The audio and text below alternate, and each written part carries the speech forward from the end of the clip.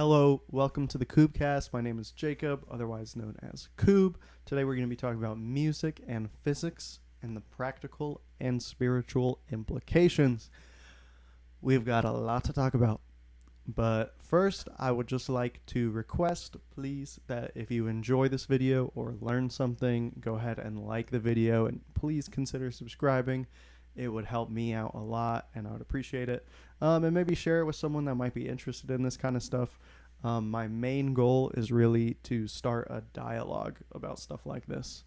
I think it's highly relevant personally and also just highly interesting. So yeah, let's get right into it. We've got a lot to go over. So music and physics. So first of all, we're just going to need to get a baseline definition of what music is. I'm so sorry about that pun. Okay, so music. First, we got the first page on Google here. Honestly, I kind of think these definitions are a bit comical. Starting from the bottom here, we got two that are just actually about pieces of paper, not about audible music. The written or printed signs representing sound. Tony learned to read music. The scores of musical composition. The music was open on a stand. And then this one's funny because it uses the word in the definition. And then this one is pretty much the textbook one, but it's missing something key. This is pretty much the same one. It's a little more elaborated, but the key thing that it was missing is this word rhythm here, which in my opinion is really the most important word of the whole thing. And you will see why shortly. Honorable mention down here, an agreeable sound from Latin root euphony. Shout out euphonium. If you know what that instrument is. If you don't, then it's that thing, which you can barely see. Also, okay. Anyways, so I actually like the Wikipedia definition the best. Music is the art of arranging sounds in time to produce a composition through the elements of melody, harmony, rhythm, and timbre. It is one of the universal cultural aspects of all human societies. General definitions of music include common elements such as pitch, which govern melody and harmony, rhythm and its associated concepts, and the sonic qualities of timbre and texture, which are sometimes termed color of musical sound. I've known it as tone color, same thing. So what's important about this page, once again, rhythm. So let's just follow our rabbit hole there. And all I'm doing right now is laying down some foundational elements that are going to support our more in-depth conversation going forward. So bear with me a little bit. Here in the rhythm world, what rhythm pretty much is, well, coming from Greek, meaning any regular recurring motion or symmetry, otherwise known. Rhythm generally means a movement marked by the regulated succession of strong and weak elements or of opposite or different conditions. This general meaning of regular recurrence of pattern in time can apply to a wide variety of cyclical natural phenomena having a periodicity or frequency, keyword of this, of anything from microseconds to several seconds to several minutes or hours, or at the most extreme, even over many years or billions of years when you're extrapolating this to relate to physics as we are today. Basically, what we can take away from this is that rhythm has always been there, and that's just going to deepen as we go into this conversation. Or I guess it's not a conversation, but a lecture, I don't know, a YouTube video. So from rhythm, we got to frequency. Frequency is the number of occurrences of a repeating event per unit of time. It is also occasionally referred to as temporal frequency. Frequency is measured in hertz. That's important. We'll be coming back to measurement so much in this. Hertz is equal to 1 event per second. So, for example, a newborn baby's heart beats at a frequency of 120 times per minute. That's equivalent to 2 hertz. So, if we continue, frequency is an important parameter used in science and engineering, understatement, to specify the rate of oscillatory and vibratory phenomena, such as mechanical vibrations, sound, radio waves, and light. So everything has a measurable frequency. And we'll come back to that in a second. But what frequency takes us to is vibration. So if there is a vibration, like a note, for instance, we'll measure it in hertz as well. A equals 440 hertz, A equals 432 hertz, for instance. A vibration is a mechanical phenomenon whereby oscillations occur about an equilibrium point. Let's see. The word comes from a Latin term, shaking and brandishing, essentially. The oscillations may be periodic, such as the motion of a pendulum, or random, such as the movement of a tire on a gravel road. Vibration can be desirable, for example, the motion of a tuning fork, the reed in a woodwind instrument. Debatable. Have you ever heard someone play the oboe for the first time? Am I right? Okay. So yeah, and then this goes on to say other examples. But just to elaborate that rabbit hole we just went down, we went from music to rhythm to frequency to vibration. So what all these things have in common is that they happen at an identifiable rate, which could be defined as a rhythm. And in music, include common elements such as pitch, which is measured by frequency, which is a rhythm. This is where, in my personal idea, you could suggest that music and rhythm are actually synonymous. It's not usually relevant to talk about it that way, but in the purest form, they pretty much are synonymous. If you heard a rhythm, you would be right if you said that it was music. We'll come back to that, but just to keep going down our rabbit hole here, all things in the universe are constantly in motion and vibrating. The implication of that is that if everything is vibrating, then that means technically it does have a measurable frequency, which you could notate in hertz. Even objects that appear to be stationary are in fact vibrating, oscillating, resonating at various frequencies. Resonance is a type of motion characterized by oscillation between two states. And I just quickly want to pull up oscillation here because I didn't. But it's the repetitive variation, typically in time, of some measure about a central value or between two or more states. So this is a good example. It's pretty much a sister term of vibration. I just quickly want to go over that because it's going to come up a bunch of times. And oscillators are used in synthesizers. There's a lot of cool videos out there about that. And if you don't believe me about any of this stuff, then listen to Albert Einstein. Everything in life is vibration. So in what I'll say to elaborate on that is everything in life is rhythm, or synonymously, everything in life is music. Beautiful. So let's back up a second real quick, because when we learn about music, we usually talk about like, oh, we know that this happened back then at this time and they started doing X, Y, and Z. And music has always been there relatively clearly. Nothing can happen without rhythm. So music has existed as long as anything. But what I want to do is I want to talk about the origins of Western music, and actually how, even though we talk about the Overtone series as more of an invention, I'd actually argue that it's a discovery. And the man that discovered that is none other than Pythagoras from ancient Greece. So we got this article here from Edel Sanders. Sorry if I said her name wrong. She's probably a super smart lady. And she included this beautiful Plato quote in this article here.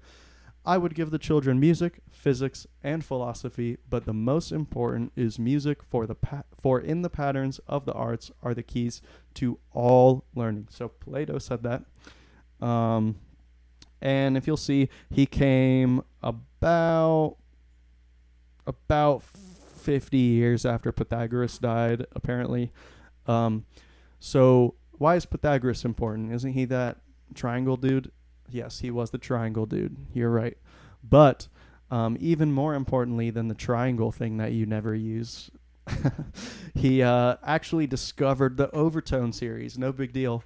So I read this in a book. It's not in this article, at least that I've seen, but he was playing in the blacksmith and they had some extra strings somehow. And basically he was just kind of muting it, choking it in different areas. And he realized that if you cut it in half, that it would sound an octave higher. So, and what physically happens when you do that, say you pluck a guitar string and it does an A at 220 hertz or 110 hertz, and then you would play it 12 frets up, you cut it in half, then that frequency is twice as high. So that is a pretty brilliant discovery. But there's also lots of other overtones that go with this. There's a lot of content out there about this already, so I'm not going to go into it too much. But the idea of it is just kind of what I would like to get into. As you can see, it gets highly, highly specific. But what Pythagoras did that was so genius without like calculators or anything is he figured out how to put 12 notes in every octave using mathematical proportions. So even though it's going up at a rate where every octave is twice as high, like 110, 220, 440, 880, he figured out proportions that would fit exactly 12 notes in each of those octaves. I don't know how to do that. This is what it looks like. I don't know how he figured it out. The best numerical way to look at it, though, is with 432 hertz. Now, there's a whole school of thought out there that that's like a special frequency. I would not say that I particularly subscribe to that, but what I will say is that what 432 hertz does in the overtone series related to those numbers is it perfectly illustrates the perfection of the overall physics of sound, the discovery of the overtone series, just with beautiful round numbers. Like these are the numbers, I think, probably based around... Oh, no, these are just different round numbers, but as you can see, it's still super messy. So if you want to see it in more beautiful numbers, check it out with 432 hertz. I don't think it's special, just to reiterate. If you have information on that, I would love to hear it, though. And anything in this whole thing, I would absolutely love to be proved wrong. Like I said, I'm trying to start a dialogue about this. So please, anything you have thoughts on, feel free to leave a comment or reach out. But the main thing that I bring up the overtone series for is just about the physics of resonance. So when you have a fundamental pitch, which basically just means the lowest note, for whatever reason, that's how stuff ends up getting based on when we hear it, or that's just how it works. I don't know the reason why. If you know, I'd like to know. So here's some definitions about resonance. Basically, the reinforcement or prolongation of sound by reflection from a surface or the synchronous vibration of a neighboring object. So synchronous vibration, to me, we could relate that back to the overtone series. Like if you play two notes a perfect fifth apart, that could be considered a synchronized vibration, in my opinion. It's very stable and agreeable. Let's see. The condition in which an electric circuit or device produces the largest possible response to an applied oscillating signal, especially when its inductive and its capacitive reactances are balanced.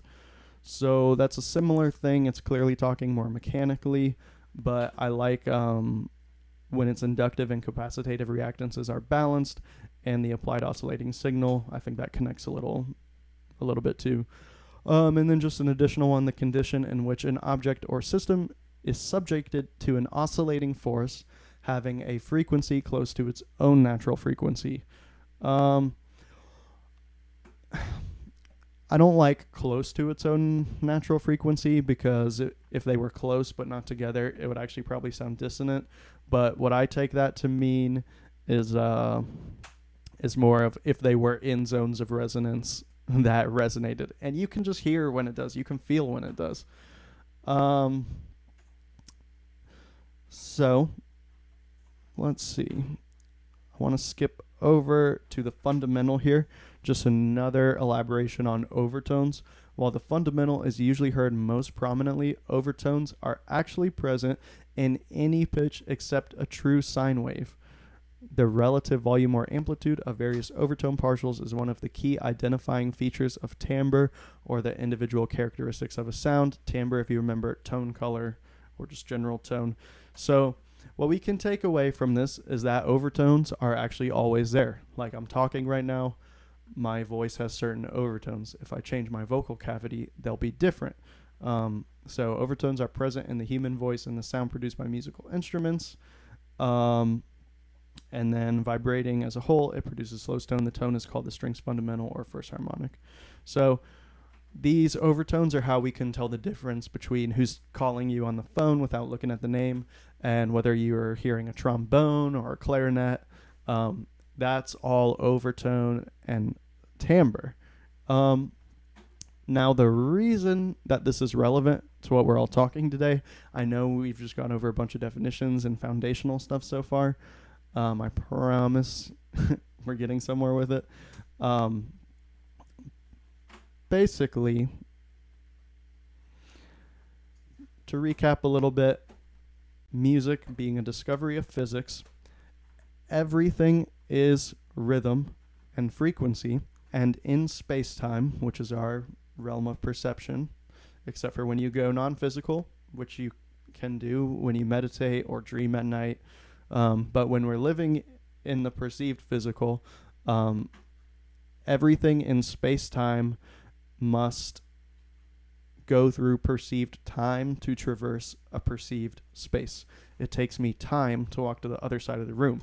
If I talk to you, even though you hear it right away, it actually does take an amount of time to get to you. And same with light getting from the sun to here, that actually does take an amount of time. So it goes for everything. Everything frequential, rhythmic, it takes time to cross the space.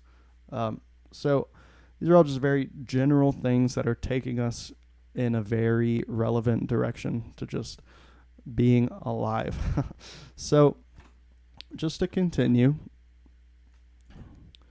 with resonance, before we fully get into the implications here, I want to show you an example. I'll just make sure that it looks okay over here. I want to show you an example of just resonance. So this is an experiment where they basically put sand on a vibrating plate, and it just kind of goes on its own and makes these crazy patterns just from the frequency. So just take a look at this, and you'll see here there's their vibrating plate. They're just putting some salt, I guess, some sand, salt, whatever it is. And it just kind of does its thing. You'll notice this is a pretty low frequency, so that was about an F or an F sharp, I think. That's like, yeah, it's getting progressively higher, but as it goes higher, it's going to make increasingly complex patterns. So they're basically raising the fundamental frequency, and then that has a domino effect to make these crazy freaking patterns. I don't think I can explain why, but it happens, and it's really, really fascinating. The reason I bring this up is actually because of just the physical properties that we human beings have as individuations of consciousness that have our own frequential outputs. So just to back up here, by testing the response of a human body on a vibrating platform. Many researchers found that the human whole body fundamental resonant frequency to be around 5 hertz. However, they found it could also be 10. The human body is made up of electronic vibrations, with each atom and elements of the body, each organ and organism having its full electronic unit of vibration necessary for the sustenance and of equilibrium in that particular organism. So, we have vibration. It's measured in the brain. We have MRIs. We have EEGs. We're electrical. This is nothing new. You are a living energy field. Your body is composed of energy-producing particles, each of which is in constant motion. So, like everything and everyone else in the universe, you are vibrating and creating energy. Now, I just want to mention 2 scientific things real quick. One is an experiment and one is just an observed fact. I did see some differing opinions on this online, so if you have information, please let me know. The first one being the double slit experiment. This is not the controversial one. This is just an experiment. Basically, they would send particles through 2 slits. When someone would watch it, it would only go through one. When no one would watch it, somehow it'd go through both of them. So that literally means you observing reality has an effect on what happens measurably in a single particle. So this is the part that I am less certain about, but have read in reputable sources, but saw some conflicting info online, was that molecules are made up of atoms, and the atoms that make up that molecule take up less than 99.99% of the space inside the molecule. So you're composed of energy-producing particles, the smallest part of which is atoms that take up less than 99.99% of the thing they're making up. So what I draw from that personally is that the molecules that make up everything actually take up less than 99% of the space that they appear to. And if we skip over here to our visible spectrum of light, I mean, this is where we are. Just this part. Our cute little 300 nanometers. And then all this other stuff exists equally as much, but it's just not relevant for us for whatever reason. But it's there. It is there. It doesn't mean it's not doing anything. It's just not relevant for us to see it. Let's look at sound. Let's see. Before we look at this one, I want to look at this one. So we're pretty much in this range down here, up to about 20,000, I believe, hertz. We can hear up to 20,000 hertz. Not all the way to 0, but something like 30. And then here's all this other stuff. Equally exists. Just, it's doing stuff. The waves are there. Just not relevant. But the reason that's important, so we're producing vibrations, and the overtones are always present, and we aren't even aware of all of them. Like, we literally cannot bear witness to all of them. So if we take a look at this, just as another small aside, all these other animals kind of have their own zone of relevance. It's more relevant for them to be conscious in a different range. Here we are, 31 to 19,000, 9.3 octaves. Look at this porpoise, 11 octaves. It's kind of cool. Cats, 10.5. Where's dog? There's a dog. 9.4. It's a bit higher, and actually way higher. But not that many more octaves because, as we talked about, they double, so it gets faster very quickly. And the reason I want to bring all this up is because of audiation. If you've never heard of audiation, this definition isn't that great, but I'll tell you what I do like about it. Audiation is the process of both mentally hearing and understanding music. So I don't agree with this part. I don't think it has anything to do with understanding music. I just think personally, my understanding of it is that it's about hearing sounds in your head. Basically, that of thinking in words, like your inner dialogue, that's an audiation. What it says in a way that the brain is able to give meaning. No, forget that. In my opinion, that has nothing, meaning has nothing to do with it. It's just hearing a sound. What's important about this is that, and I couldn't find it online, but I know I've read this before, and it was a reputable study where they basically put people in an MRI or an EEG, and then they played a sound like this, and then they measured what lit up in the brain when they really heard the sound. And then what they did is they had them imagine the same sound, and that area of their brain lit up 95% as much as when they actually heard it. So your brain might as well not know the difference. So, to recap, human body does have a vibrating frequency. You have the ability to audiate. Where's the other page I had? Not that. Okay, yeah. You have the ability to audiate, and which is basically to choose the frequency that you're imagining non-physically.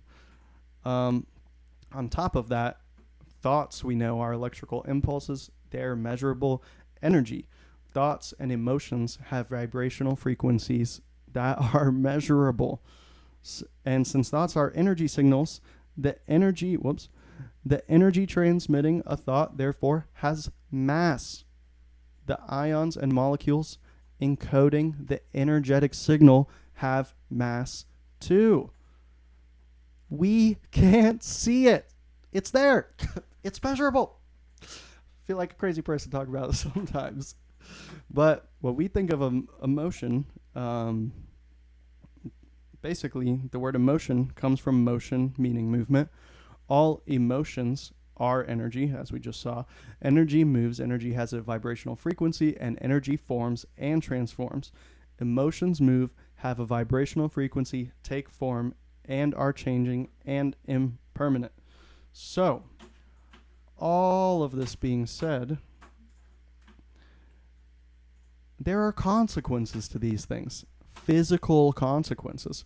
Whether you're dealing with them or not, you are actually in a zone of resonance that on a very high level is constructing what is going to come your way in perceived time, in space-time. Because, once again, in order to traverse the space, it's got to pass perceived time, at least in how we experience space-time. So just to go on the heart real quick, relating to emotions. Emotions come from the heart. Ideas and thoughts are more so in the head. Emotions are more so in the heart. The heart is the most powerful source of electromagnetic energy in the human body, producing the largest rhythmic electromagnetic field of any of the body's organs, and it can be measured several feet away from the body by sensitive magnetometers. This is hip. This matters. So, we've gone through some intense foundations, and now we're going to get more into the implications, which is really more so my personal take on it, and the area that I would love to start a dialogue on, because there's less studied stuff about this. There's starting to be more, but let's talk about it and let's team up with this. We can do amazing things, and you'll see why. So looking back, the universe is a unified field of vibration, Einstein, which you have the ability to consciously select a resonant vibration, therefore instructing said vibrational field on which patterns it should display to you in the perceivable realm of spacetime. So in your audiation and feeling state, you are literally instantly picking a frequency. So you think of a frequency, and then you feel a frequency, whatever, it instantly makes a pattern. But in the realm of space-time, it takes time to traverse the space. So it has the appearance of taking a while to get there in the physical. In the non-physical, it's instant. You can make you can feel any way you want to at any time, regardless of whatever's appearing. The The implication is that you are actually always in communication with the universe, God, your higher self, whatever you like to call it. What patterns should resonate, whether you are conscious of this or not. So if you're basing your thoughts and feelings solely on what appears to be happening, which is most people in the world, then you are going to experience change a little bit slower. Now, even then, it's happening faster than ever. Science is making rapid advancement, and so we're able to imagine farther ahead more reasonably. In Western culture, we tend to view things scientifically, which is essentially on the basis only of observable phenomena and the conclusions you can draw from them. Now, we've achieved so many beautiful things with that that are honestly unbelievable. But the drawback of it is that evolution and change is actually much, much slower when you're only basing your non-physical states on what is physically presented to you. It's like you're in a 200-mile sandbox, and then there's like a little normal size sandbox that you're in. You could go to the infinitely big sandbox, but you're just staying in the one that you think you can be in. So the main drawback of only basing things off of what is that the change and evolution is going to occur slower. This is why great innovators are often viewed as crazy people. Their new vibration literally creates a dissonance in other people and their ways of thinking. Literally measurable dissonance if we really went that far with it. Because once again, ideas, thoughts, feelings, all are electrically and vibrationally measurable. We've done it. We're continuing to do it. Now, those new ideas, so here's society, innovator introduces new idea, and there's a dissonance. It's either going to be accepted and then harmonized with, everyone will adjust and resonate according to that, or it will be rejected and just not. Everyone else will reject that. So 2 examples, iPhone, BlackBerry. I don't know what BlackBerry's doing now, but iPhone's doing a million things. Everyone you see is BlackBerries now. Way more people use iPhones. That's just one example. So when you can combine your thoughts and feelings and get those in resonance together, you can and most likely will see rapid pattern adjustment or just rapid change in your life. And even if that's untrue, which some of you watching might be like, that's a load of crap, I would understand whatever you thought a certain way for so long. But even if it was untrue, acting as if it was would often yield the same or a similar result. And for that, I would like to cite the placebo effect, the most documented effect in all of Western science, the art of observing things happen. So there's a really cool book about this called The Placebo Effect by Dr. Joe Dispenza. I also recommend his book, Becoming Supernatural. He's a cool dude, talks about a lot of hip stuff. So just to reiterate, even if you don't think doing these non-physical things will change anything, you will literally change your life just by doing it accordingly. It's like the same thing as being recklessly confident. You'll actually succeed a lot more than if you're not. So if say you choose a new vibrational state and you kind of slide back in your comfort zone, because once again you're in one world, you're in C, and you say, actually, maybe I'm interested in checking out D flat. You could either go back and be comfortable, or you could push through that dissonance, use it as a sign to say, oh, my change is working because I'm seeing the dissonance, I'm experiencing the dissonance. That means that I'm in the process of changing to that state, which means you're on the right track. Then maybe I do want to go to D flat. Maybe that's not the most graceful musical example, but the point is, if you kind of linger in your old comfort zone, you're only going to slow down the process by muddying the vibrational waters with that old comfort zone frequency. And it is literally more comfortable to stay in it because you will introduce the dissonance. But if you see it through, then it'll actually usually get to the point where it's not even comfortable to think about going back. Like, think of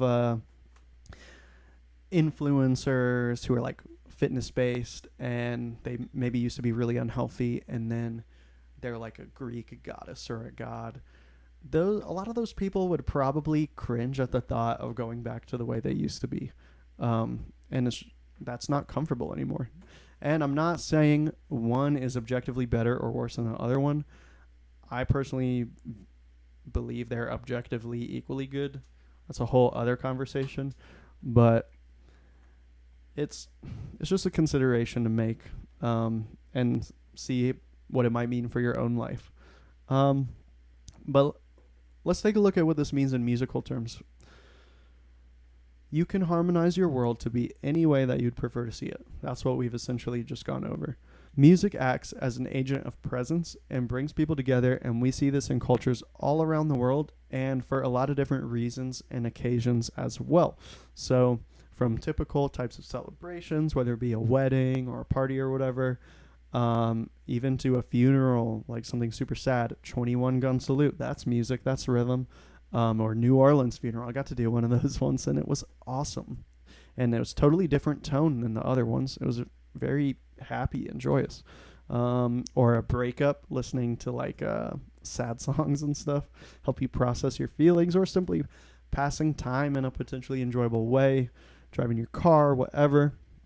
Or an example of a concert. Look at a concert and you'll see a crowd of people in resonance whose ideas and feelings have come together in the spirit of whatever musical experience is being offered. So whether it be like a DJ or bluegrass or a giant like rap concerts in a stadium, like those people are coming together for a common set of feelings or sonic ideas. And the cool thing is if you could somehow remove the music from that equation and you could measure everyone there, they would actually be in a musical alignment and vibrational alignment. And this could be a whole other video, but if you'll look at what happens in the brain when music is playing or when someone participates in music, it's pretty fascinating and a bit shocking. So I encourage you to check that out if you've not seen anything about it.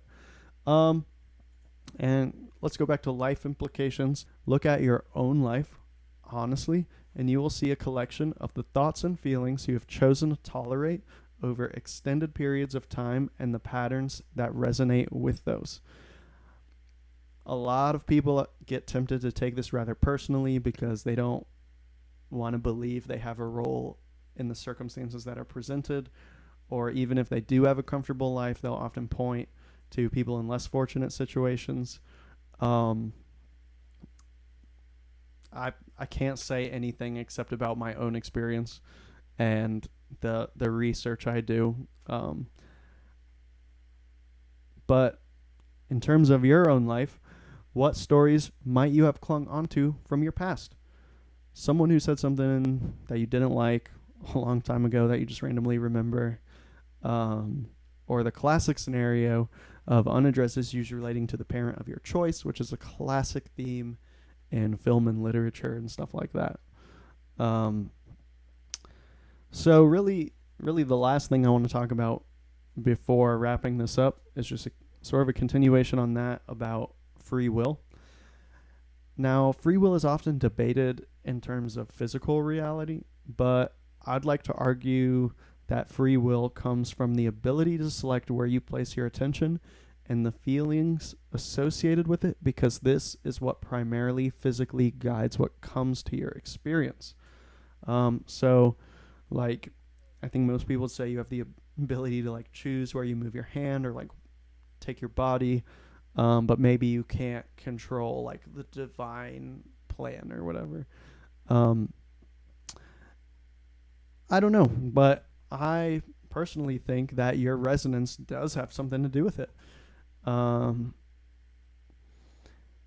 When a feeling is reactive, that usually implies that it's based upon a belief.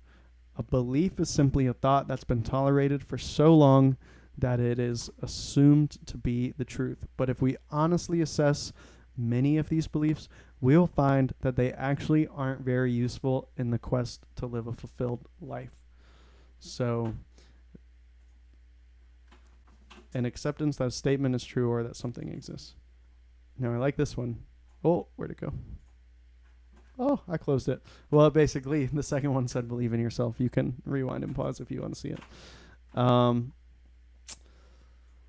Let's see. I think that's pretty much all I have for today. We covered a lot of stuff, enough to start a dialogue for sure. I'd love to hear what you thought about it. If you enjoyed this video or learned something, I would please request that you like the video and consider subscribing. And thank you for being here, especially if you made it this far in the video. Maybe you'd consider sharing this with someone that might be interested. And if you have any thoughts about it or additional information on any of these topics, please let me know in the comments. I gotta go. Have a great day.